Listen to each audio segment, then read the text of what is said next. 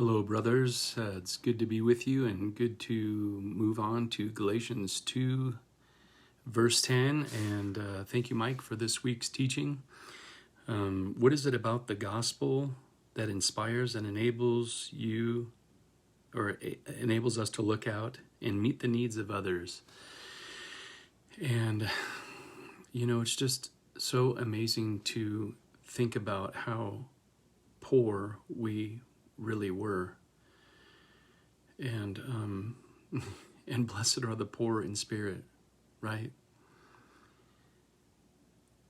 But I think about, life and how poor I was. Not of this world necessarily, but I was so poor I could not even give anything of any substance to my wife or to others. I had nothing to offer. I was poor in every respect, even financially, but more so spiritually. I was without love and nothing to give. I couldn't meet the needs of others who were poor and trapped in sin, who were poor, overtaken by sin, because that was my life. So I therefore had nothing to offer. And it's just incredible to think about how Jesus went far beyond my state of being poor. It's just incredible to think how rich that Jesus Christ, being the owner of all, the creator of all, being rich, but becoming poor, becoming nothing. And even being homeless. The Son of Man has nowhere to lay his head even. He emptied himself to rescue those who are poor, to make us rich. This is what inspires us, isn't it? We were poor. We were homeless. We were without hope.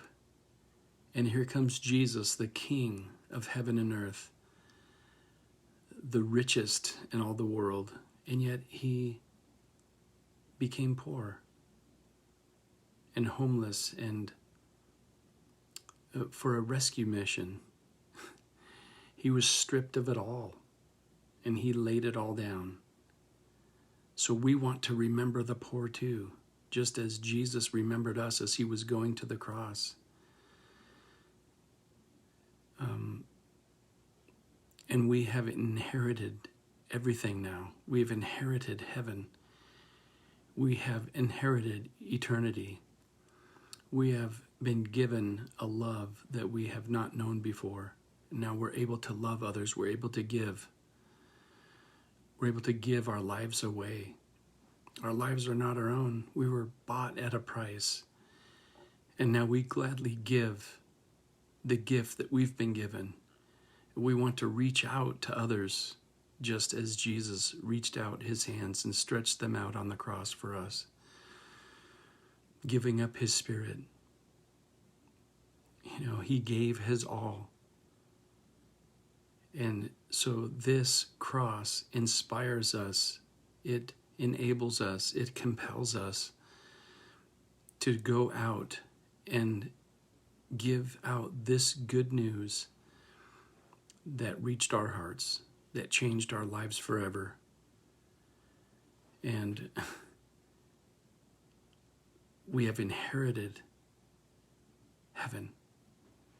An inheritance doesn't go into effect until the one who wrote it dies. And so Jesus Christ died so that we might receive the blessing of the inheritance, that we might receive the blessing of children of God,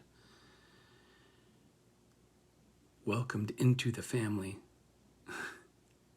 no longer slaves to sin, but forgiven and loved. And it's just amazing how can we get over this? We're compelled to go out and share this good news with others so that they might hear it, they might believe it, they might receive it. And knowing they don't deserve it makes it that much more incredible and powerful. The love of God seen through the death of Jesus Christ and his powerful resurrection. Oh, it compels us not to forget the poor. The very thing we are eager to do, to go preach good news to the poor, that their lives might be forever changed.